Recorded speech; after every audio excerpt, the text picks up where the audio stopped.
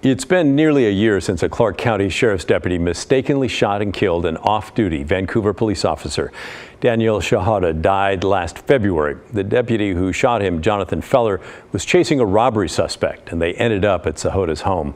Now, a panel of county prosecutors is weighing in on the incident, trying to decide whether that deputy should be charged with a crime. They have differing opinions on whether the shooting was reasonable under the circumstances.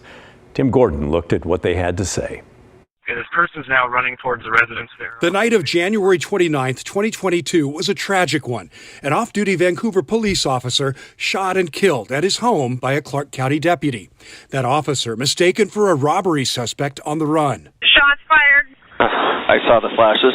Donald Sahota died on the front doorstep of his battleground home at the age of 52. A group of 5 county prosecutors from across Washington looked at the use of deadly force by Clark County Sheriff's Deputy Jonathan Feller and could not agree on whether the shooting was reasonable and whether charges should be brought.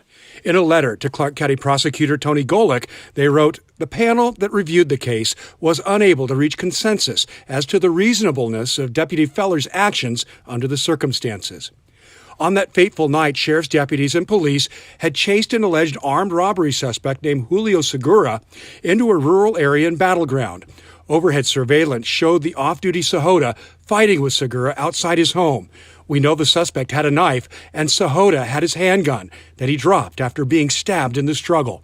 You can hear a Portland officer in the surveillance plane warn of the gun as Deputy Feller arrived at the home. Be careful, that's a gun right there, I think. You just picked it up. This is a critical point the prosecutors were looking at. We now know it was the suspect who ran into the house where Sahota's wife was, and Sahota ran back to get the gun. But Feller thinks it's the suspect with the gun now at the front door, and that's when the deputy fired. The panel did consider that 2 battleground police officers close to the scene also thought Sahota was the bad guy. They noted that, like Feller, Officer Nick Syme had his rifle trained on Sahota, whom he believed to be the robbery suspect. In fact, Syme says he was this close to shooting him when Feller fired. The panel went on to write, of course, Deputy Feller's and the battleground officers' mistaken belief was tragically incorrect. And in their letter, the panel of prosecutors acknowledged that some felt Feller should have taken more time to verify the identity of his target, while others concluded it was not unreasonable for him to believe that immediate force was necessary.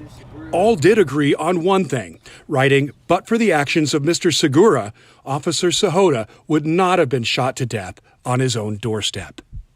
But with no unanimous opinion on criminal charges for Deputy Feller, it will be up to Prosecutor Golick to decide, which he tells us he will do in the next 2 weeks. In the meantime, the suspect, Segura, remains in the Clark County Jail facing murder, attempted murder, and other charges over this. That's because the medical examiner determined Sahota would have likely died from his stab wounds if he hadn't been shot. Segura's trial is set to start on April 3rd. Tim Gordon, KGW News.